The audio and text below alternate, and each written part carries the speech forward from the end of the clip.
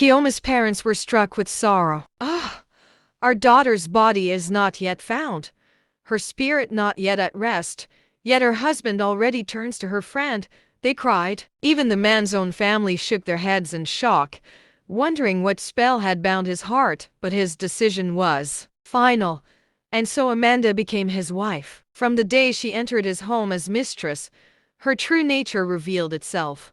She seized control of everything. She barked orders at the servants, treating them harshly. She stormed into her husband's company, making rules no one had spoken of before. The sweetness she once showed vanished, replaced by arrogance and cruelty. The golden throne of wealth she had coveted was now hers, but her heart was darker than ever. With her new power, Amanda's arrogance grew like weeds after the rain.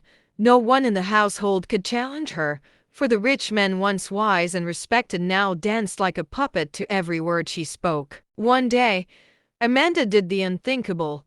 She went to Guillaume's aged mother and forced her to become the cook in her house.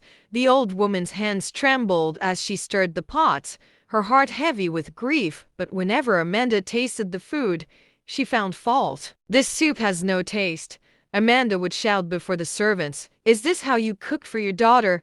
No wonder she could not satisfy her husband. Before everyone, she insulted and mocked Guillaume's mother, ridiculing her until tears filled the woman's eyes.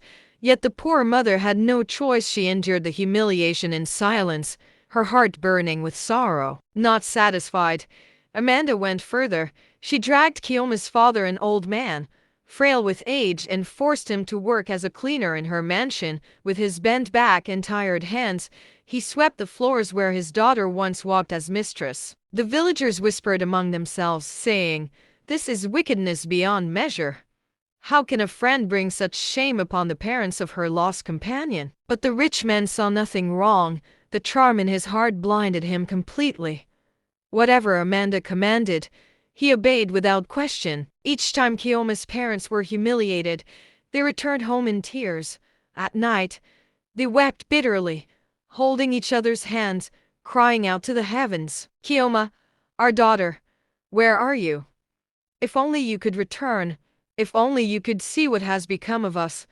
Our hearts are broken, our strength is gone, and we long for your smile once more." Their sorrow filled the village, and even those who had once gossiped about Guillaume's disappearance began to pity her grieving parents. Far away from the village of Guillaume, in a land where hunger often visited the poor, there lived two orphan sisters. Life was cruel to them.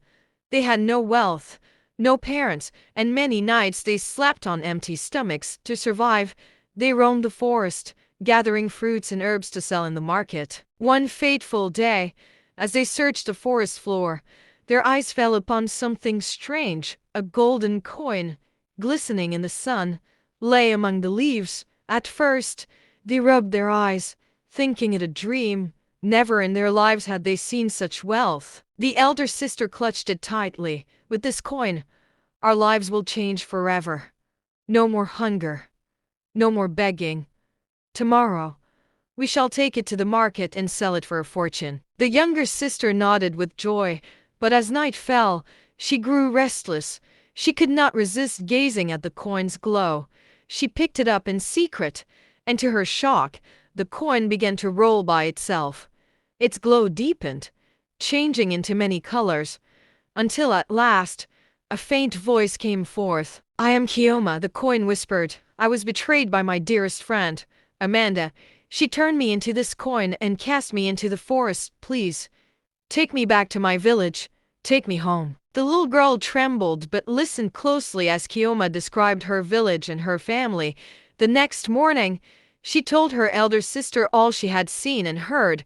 At first, the elder sister doubted, but when she saw the coin glowing in her hands, she knew this was no ordinary treasure. Though the journey was long, they resolved to help. They set out, walking through forests and sleeping in huts by the roadside. That very night, the elder sister dreamed of a woman dressed in white, radiant as the moon. The woman spoke. "Your journey is noble, child, but know this: Guillaume cannot return to her human form unless her husband is the first to see her." When morning came, she shared the dream with her younger sister, and they pressed on. At last, Weary and dusty, they reached the great gates of Kioma's husband's mansion. The guards stopped them. "What business do you have here?" they asked. "We seek the master of this house," the sisters pleaded. But when the guards told Amanda, she grew furious. "Is it anyone that must come looking for my husband? Cast them out at once, and never allow such strangers near these gates again." So the sisters were pushed away.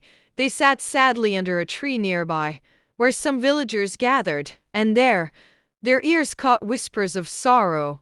How the once wise businessman now lived like a puppet under Amanda's control. How Kioma had vanished mysteriously, and how Amanda ruled with cruelty. Hearing this, the sisters sought out Kioma's parents. When they told the grieving mother and father what had happened, hope lit their faces. At last their daughter was alive, though trapped in a terrible curse.